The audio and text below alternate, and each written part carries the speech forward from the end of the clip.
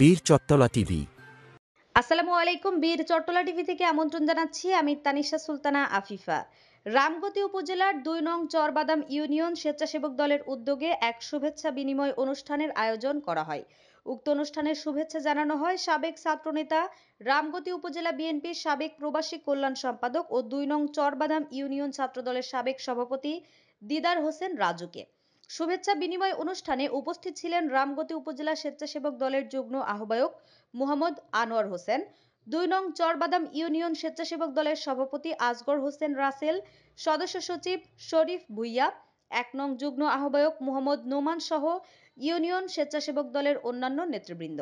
শুভেচ্ছা বিনিময় অনুষ্ঠানে দিদার হোসেন রাজু ইউনিয়ন স্বেচ্ছাসেবক দলের নেতাকর্মীদের বিভিন্ন ভালো কাজের প্রশংসা করেন এবং ভবিষ্যতে সাংগঠনিক কার্যক্রমকে আরও শক্তিশালী করার জন্য বিভিন্ন দিক নির্দেশনা প্রদান করেন। এছাড়াও তিনি আসন্ন জাতীয় নির্বাচন নিয়ে গঠনমূলক আলোচনা করেন এবং রামগতি কমলনগরের খেটে খাওয়া মানুষের নেতা, সাবেক ২ বারের সফল সংসদ সদস্য আলহাজ এবিএম আশরাফ উদ্দিন নিজানকে পুনরায় সংসদ সদস্য নির্বাচিত করার প্রত্যাশা ব্যক্ত করেন এবং সকলকে ধন্যবাদ জানিয়ে অনুষ্ঠানের সমাপ্তি ঘোষণা করেন। আমি আমার অন্তঃস্থল থেকে ধন্যবাদ জানাই ২ নং চরবাদাম ইউনিয়নের স্বেচ্ছাসেবক দলের সভাপতি, সেক্রেটারিকে শুরু করে আজকের এই সৌজন্যমূলক অনুষ্ঠান এবং পুরোহিত অনুষ্ঠানের সকল জিয়ার সূর্য সৈনিক ভাইদেরকে এবং কৃতজ্ঞতা প্রকাশ করছি। আমার নাম দিদার উদ্দিন রাজু। আমি আপনাদের এই এলাকা ২ নং চরবাদাম ইউনিয়নের সন্তান। আমার বাড়ি পশ্চিম সিদার ৩ নম্বর ওয়ার্ড। আমি হাজি মরহুম জিল্লুর রহিমের বড় ছেলে এবং এই ইউনিয়নের ছাত্র রাজনীতি করেছি একসময়, এবং আমি আবার সাবেক থানা বিএনপি কমিটির প্রবাসী কল্যাণ সম্পাদক। আপনাদের আমাদের সবাইয়ের নেতা এবং গণমানুষের নেতা, রামগতি কমলনগর থেকে জনগণের ভোটে যিনি ২ বার নির্বাচিত হয়েছেন, সাবেক সফল সংসদ সদস্য, দেশনেত্রী এবং খালেদা জিয়া এবং তারেক রহমান রাস্তাভাজন আলহাজ এবিএম আশরাফ উদ্দিন নিজাম সাহেব হচ্ছেন আমার রামগতির এবং লক্ষ্মীপুর ডিস্ট্রিক্টের আমার রাজনৈতিক গুরু, আমার অভিভাবক। আপনারা আমাদের সবাই অভিভাবক, যিনি দীর্ঘ একটানা জনগণের ভোটে ২ বার সংসদ সদস্য রামগতির দায়িত্ব পালন করেছেন। আমরা যদি হিসাব করে দেখি, উনি এখনও সংসদ সদস্য।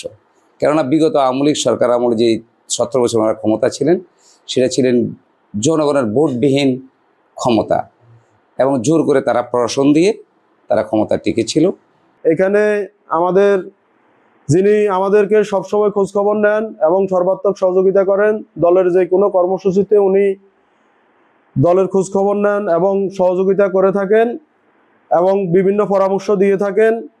তো এজন্য আমাদের দিদার ভাইকে ধন্যবাদ।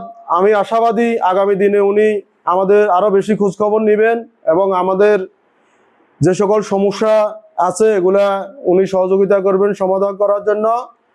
আর সকলকে একটি কথাই বলবো যে সবাই সুশৃঙ্খল রাজনীতি করবেন, সবাই দলের যে দিক নির্দেশনা এগুলা মেনে চলবেন। আর আমাদের আগামী দিনে যে সকল আন্দোলন সংগ্রাম আছে ও সকল আন্দোলন সংগ্রামে স্বতঃস্ফূর্তভাবে অংশগ্রহণ করবেন। কারণ আপনারা জানেন যে একটি দল আগে একটি স্লোগান তুলেছিল যে উন্নয়নের গণতন্ত্র, এখন আরেকটি দল তারা সুযোগ সন্ধানী, তারা চাচ্ছে বাংলাদেশ যেন গণতান্ত্রিক পথে ফিরে না আসে, এই কারণে সংস্কার স্লোগান তুলতেছে। তো এই ব্যাপারে সবাইকে সচেতন থাকার আহ্বান জানাচ্ছি।